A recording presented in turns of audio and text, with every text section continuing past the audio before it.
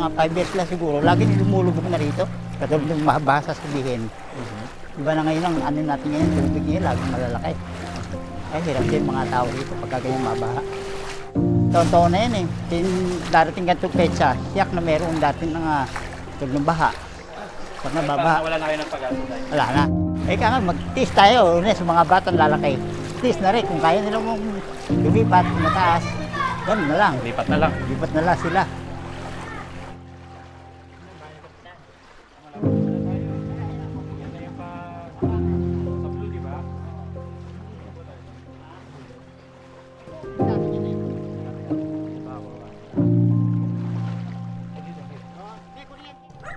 Ilang araw umuupa yung ganitong baha sa inyong lugar po? Mga pangalawa, mga sa linggo, kung hindi uulan. Kung hindi ulan. Uulan. Pagka umuulan lagi, ay ganyan na lang, nakapirmis yan. Nakakaalangan po umapak dahil parang burak po yung Parang ilalim. burak. Meron ka praso rito, kuya.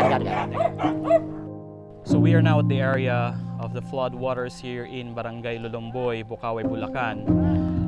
It's almost like chest deep water. But beyond this point, this is supposed to be a road leading to the homes here where Tatay Bitoy stays.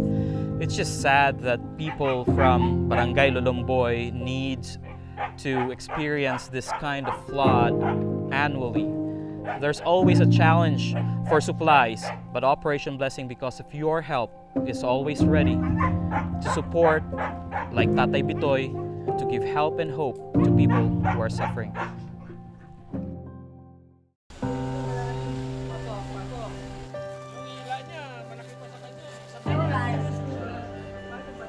So nandito ang Operation Blessing para maghatid ng pagkain na maaari nilang pagsaluhan for 3 to 4 days.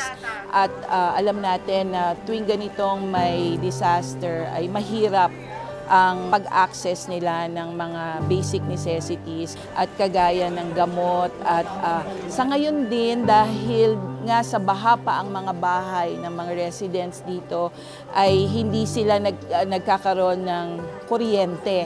Dahil sa tulong ng Operation Blessing, nakapagbigay tayo ng mga solar lamps na maaari nilang gamitin, lalo na kapag gabi at madilim na sa kanilang mga bahay.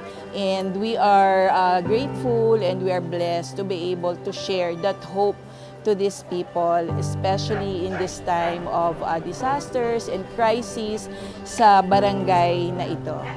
Malaking tulong una sa mga walang pagkukunan. Malaking bagay sa ating binigay na ito kapag una sa pagkain, bigas. Maraming salamat.